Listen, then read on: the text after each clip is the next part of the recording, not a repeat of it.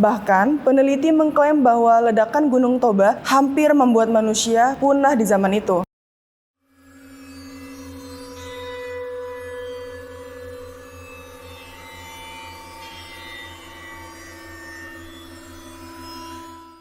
Masyarakat mengenal Danau Toba di Sumatera Utara sebagai danau terbesar di Asia Tenggara dan salah satu danau terdalam di dunia. Tapi, apakah kalian tahu kalau Danau Toba dulunya adalah gunung berapi yang sangat besar dan di mana letaknya mempengaruhi bumi beserta penghuninya di kala itu? Bahkan, peneliti mengklaim bahwa ledakan Gunung Toba hampir membuat manusia punah di zaman itu. Hai Sourcers, selamat datang di channel Click Source dan sekarang kita berada di segmen LMD, Lorong Misteri Dunia, segmen di mana kita akan membahas dunia-dunia yang penuh misteri yang bisa bikin bulu kuduk kita merinding. Di episode kali ini, kita bakal membahas sejarah ledakan Gunung Toba di Sumatera Utara. Danau Toba sesungguhnya adalah bekas sebuah kaldera besar gunung berapi yang bernama Gunung Toba. Kaldera itu sendiri adalah sebuah kawah vulkanik akibat adanya proses erupsi yang sangat besar disertai dengan runtuhannya bebatuan penyangga di dalam dapur magma di dalam gunung. Perubahan kaldera Gunung Toba menjadi sebuah danau tak terlepas dari letusan mahadahsyat yang terjadi sekitar 74.000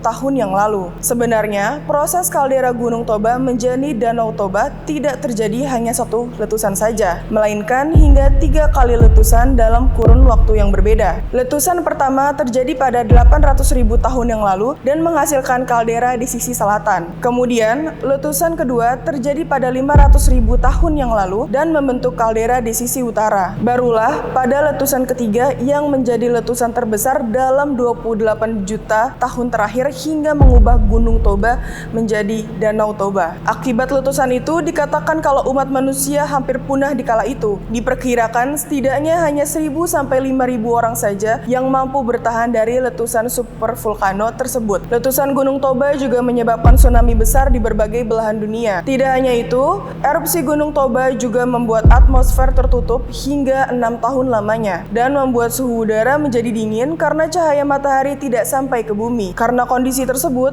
bumi mengalami perubahan iklim yang cukup ekstrim. Saking dinginnya, kaldera Toba tertutup dengan es, kemudian mencair ketika suhu bumi kembali menghangatkan dan seiring waktu air terus memenuhi kaldera Toba hingga terbentuklah Danau Toba. Untungnya, saat itu masih ada umat manusia yang selamat. Kalau tidak ada yang selamat sama sekali, apakah kita semua akan ada? Baik, segitu dulu kisah dari letusan super dahsyat Gunung Toba, Sumatera Utara. Semua informasi itu berdasarkan hasil min source berselancar di internet. Kalau ada yang ingin sourcers tambahkan, silahkan tulis di kolom komentar ya. Jangan lupa untuk subscribe channel Click Source untuk menikmati konten-konten kami yang lainnya. Follow juga sosial media kami supaya tidak ketinggalan update berita-berita terkini dan juga mendapatkan konten fresh setiap harinya.